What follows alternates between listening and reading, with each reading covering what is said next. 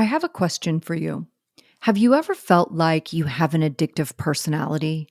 Like you don't have an off switch in anything? When you start something new, it becomes your sole focus. You're 100% in, and it feels good and you like it and you just want to do more of it. I'm willing to bet you're nodding your head yes right now, and I am right there with you. The good news is there's nothing wrong with you, and you may be surprised by how many people struggle with addictive behaviors. What are the characteristics of addictive behavior? What does it mean? How do you know if a behavior has become addictive?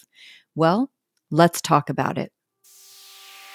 Hey, everybody, welcome to the Addiction Unlimited podcast, where you get to learn everything you want to know about addiction and recovery. I'm your host, Angela Pugh, co-founder of Kansas City Recovery, life coach, and recovering alcoholic. To learn more about me, you can listen to episode 0 on your podcast app or find us on the web at addictionunlimited.com. So, addictive behavior is probably more common than you think. Like millions of people worldwide struggle with various forms of addiction, from substance abuse to gambling, even internet addiction we hear so much about now.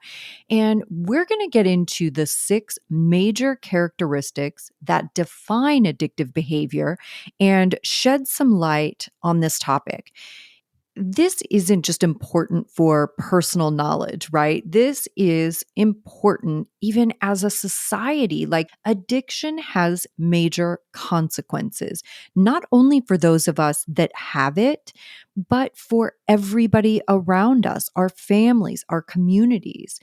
So it's important to understand the characteristics of addictive behavior. And before we dive into the actual characteristics, I want to start with a definition and kind of clarifying what we mean by addictive behavior. So, this just refers to a pattern of actions or activities that an individual engages in repeatedly despite adverse consequences. These behaviors often lead to some sort of loss of control, right? Control over ourselves, our decisions, our outcomes, all of that stuff. And with these behaviors come some pretty serious physical, psychological, and social repercussions. Also, addictive behaviors come in various forms. They're not limited just to substance abuse. We are going to talk substance abuse throughout this podcast, but there are a ton of other addictive behaviors, and some of the most common ones that you may also relate to because most of us have that addictive personality, right? Like I definitely have more than one compulsion that I have to battle on a regular basis. So let's talk about some of the other ones. Substance abuse, of course, right? The excessive use of substances, whether it's drugs or alcohol, excessive use that leads to a physical or psychological dependence. There are also behavioral addictions. These are not substance related. This is like gambling, sex, gaming, compulsive shopping. And this is just where you have this overwhelming urge to engage in the activity, whatever it is, often to the detriment of other parts of your life. Now we hear a lot about internet and social media addiction. So as technology continues to grow and becomes a bigger and bigger part of our lives, right? Addiction is is going to extend to the digital arena.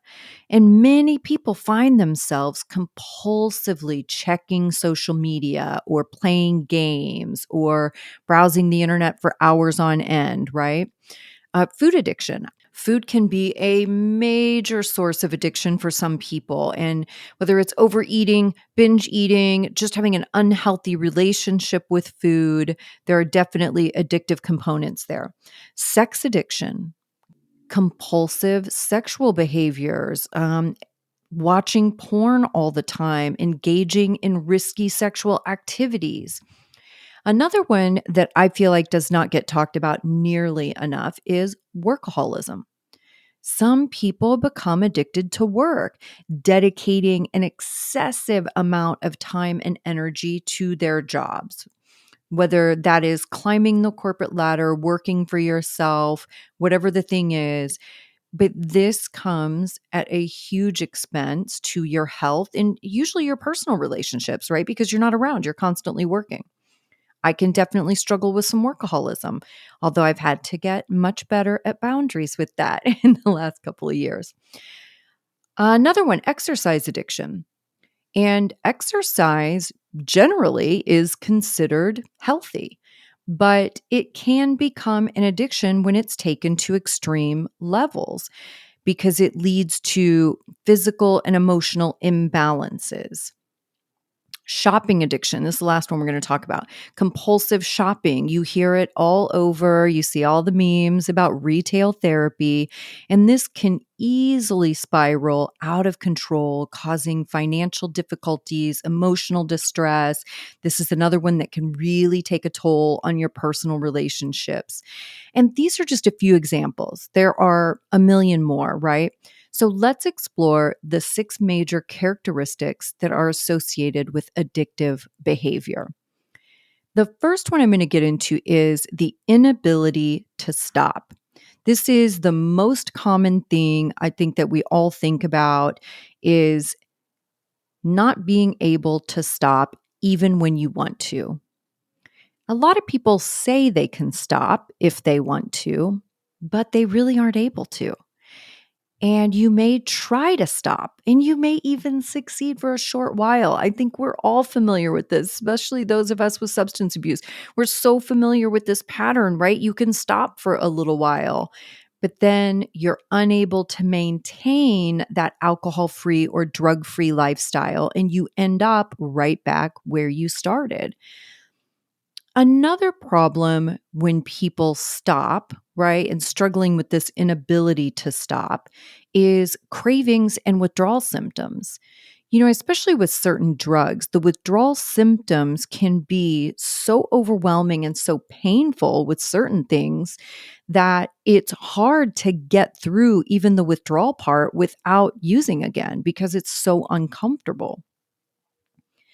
And we hear this a lot with alcohol too, is the cravings, right? Like it's pretty overwhelming, certainly in the first couple of weeks, I would say 10 days.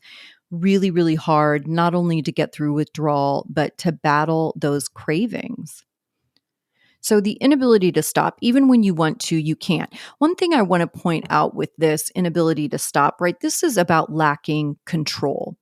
And you've probably heard me say this before. Really, when you're trying to control something, it's because you've already lost control of it, right? So you've already kind of lost the battle when you're trying to get into these control things. This is when we start putting rules on our drinking, right? We try to force ourselves to control it in one way or another. But something people talk about a lot in this lack of control is it's like people think the inability to stop has to do with how often you drink or how much you drink, how frequently you drink. And the inability to stop or that loss of control is more about once you start, can you stop? And I hear this a lot from binge drinkers where binge drinkers say, "Oh, well, I only drink on the weekends," right? Or I only drink a few times a year. But again, it's not about the frequency with which you drink. It's about your ability to control your drinking once you start drinking. I don't care if you only drink once a year. If that once a year you are out of control and a total shit show, that's a problem. Right. So the control thing isn't about being able to go some days in between drinking episodes. The control is about once you start, can you stop? Can you control your drinking enough to have one or two and walk away? Not just sometimes, but regularly. The next one is continued use, even with negative consequences. This is big. And again, anybody struggling with substance is going to relate to this, right? Because we do have negative consequences. And what happens is your substance becomes such a priority that you'll keep doing it regardless of the negative consequences. even when you recognize there are going to be negative outcomes, you will still do it. Like I hear these stories all the time. You may recognize that you're creating some financial hardship, right? Especially drugs, because I guess alcohol a little bit more now because people are spending more on all these different drinks and wines. But even if you realize you're spending too much, you're not going to stop drinking, right? You might have relationship problems. Like your partner is like, dude, we got to chill out on this. This is getting crazy. We're fighting every time you drink. Your behavior's out of control. Like, we've got to make some changes, but you'll continue drinking anyway. Maybe you have health complications, but you'll continue to drink anyway. Maybe you've had legal issues, right? DUIs and that sort of thing. Maybe you've lost your license, whatever, but you'll continue using despite negative consequences. Now, let me tell you something. There is not a non addicted person on the planet that's going to get a DUI and keep drinking. It's just not going to happen. Just like you're not going to find a non alcoholic person that has an inability to control their drinking, right? Or that has to put all kinds of rules around it because non alcoholic people don't think about alcohol ever. It's not on their radar. They don't care about it. They don't care if it's going to be at the party or the gathering or the thing wherever they're going. They don't care at all. They just don't think about it. And that leads me to number 3, a preoccupation with the substance or using the substance. A person with substance use disorder, you have other responsibilities. And think about this like on a Friday afternoon at work. You know that you're at work and you have responsibilities and there are things you need to be doing, especially because it's Friday. You know there's other stuff. But all of your energy and focus is going into thinking about and or planning your first drink as soon as you walk out of that joint on Friday afternoon. And maybe you're going to happy hour and maybe you spend your Friday afternoon calling all the people and texting all the people. You want to go to happy hour? How about we go to this place? Hey, this place is having this drink special. Hey, you want to come over to my house?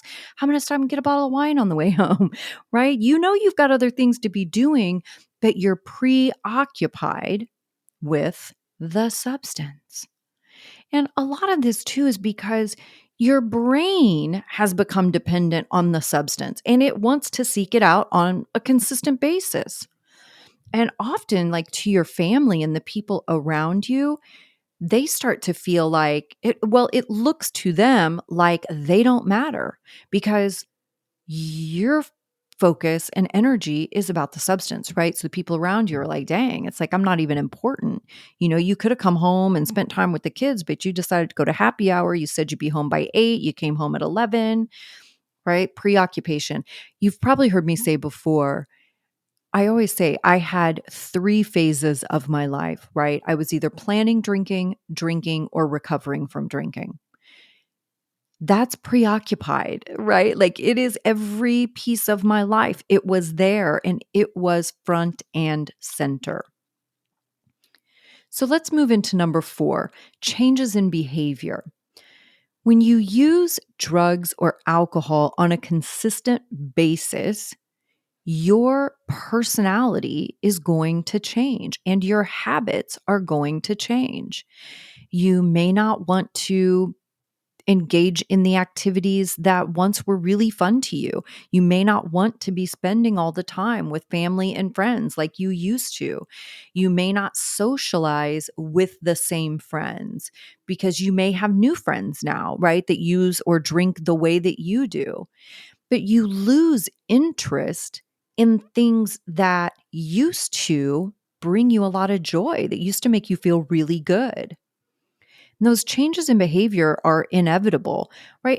Behavior changes are inevitable just in life, right? Like, I hope you're growing and evolving and changing. That's good and healthy. Well, I hope you're growing up and evolving and changing. That's a very healthy thing. So you're going to change and evolve. But these are behavior changes where we start to isolate ourselves. And not only physically, you may be saying, oh no, I'm always drinking with my friends. I'm always out with my friends. I never drink alone. But that's not what I'm talking about. I was always with people, but I was very much alone and I was isolated mentally and emotionally. I didn't let anybody into my world. Nobody really knew me, regardless of how much time we spent together. Nobody knew how I felt on the inside. They didn't know how I felt about my drinking. They didn't know the sadness that I had. They didn't know the disappointment that I had. In those ways, I was very isolated. And that was a huge change in behavior for me because I was used to having very close, tight people around me and people that I really trusted and had genuine friendships with. But once my drinking got super unhealthy and out of control, all of that behavior changed for me. Number 5, increased use. Now, we all know this as tolerance, right? How I drank when I started drinking in my early 20s, how I drank in my early 20s looked very different from when I got sober at 33. I drank way more by 33 than I could have ever even thought about drinking in my early 20s.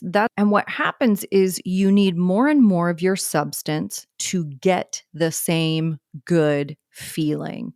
So you're kind of always in this deficit where you're chasing that high, you're chasing that good feeling, you're always trying to get that good feeling. And once you get to a more advanced stage of the game, it's harder and harder to get that really great feeling.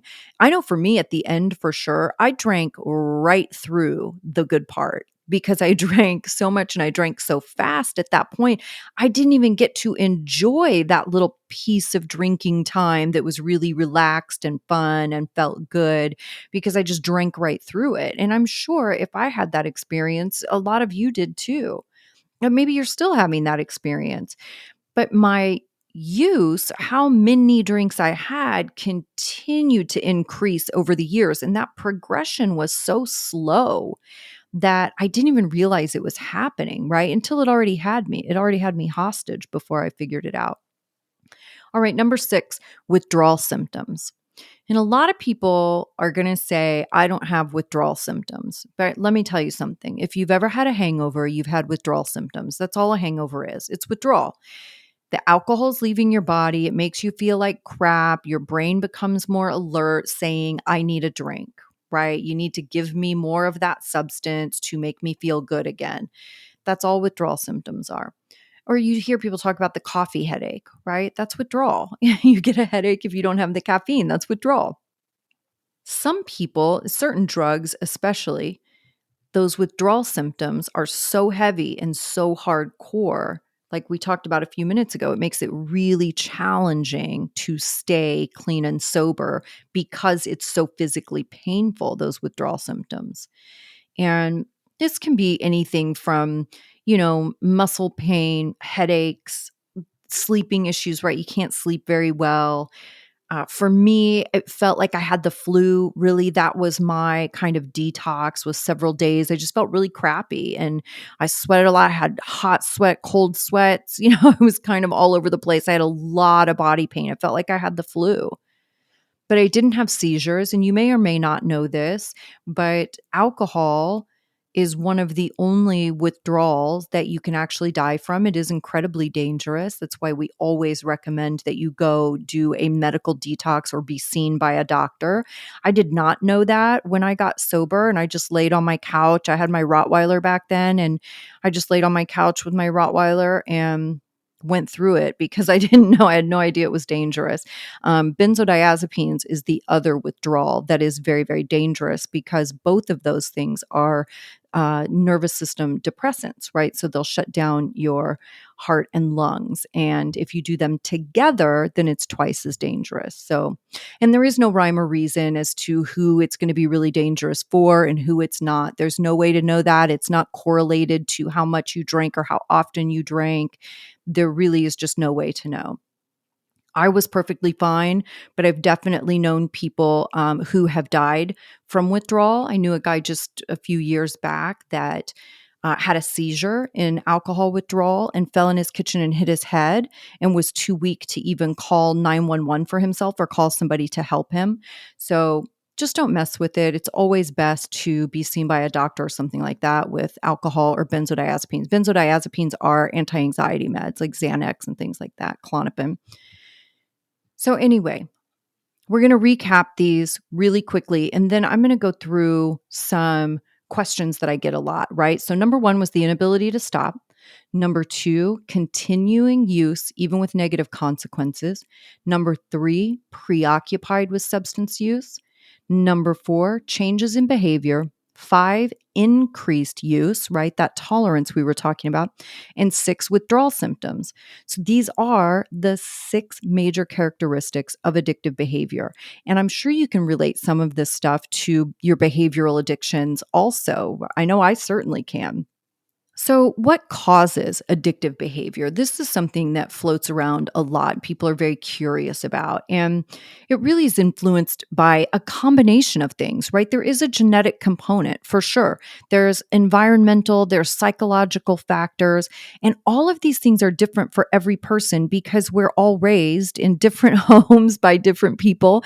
And we all have different experiences, right? So, it's not surefire. Even if you have the genetic predisposition, it's not definite that you're going to have substance abuse. It just makes you more susceptible.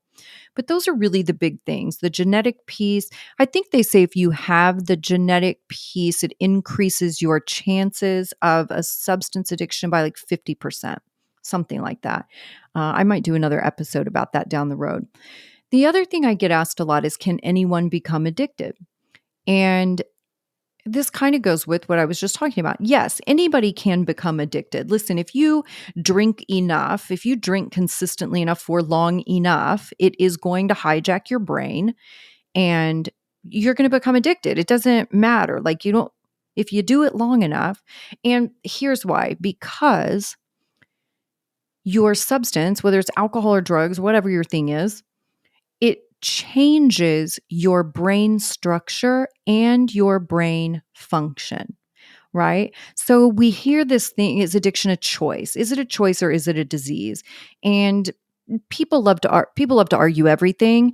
I don't really care, to be honest with you. I don't care what you want to call it. Some people get really upset about it being called a disease. Really, the disease model was more about creating more insurance coverage for addiction, because that was what everybody freaked out about before, is that it was hard to get treatment and get it covered by your insurance. So the disease thing was a lot about being able to provide more care and resources for addiction. But it literally changes your brain in structure and function, physically changes your brain. This is huge. And this is where, when you hear me talk about there are so many things going on below the surface that are so out of your control, this is what I'm talking about. So, can anyone become addicted? Absolutely. You don't even necessarily have to have the genetic part. If you do it consistently enough, it is going to start making those changes in your brain structure and your function, and you're going to end up with an addiction. The great news is, obviously, there are a ton of options for how to treat addiction, regardless what your addiction is, whether it's substance or behavioral. You know what to look for now in these 6 major characteristics of addictive behavior. You know what to watch for.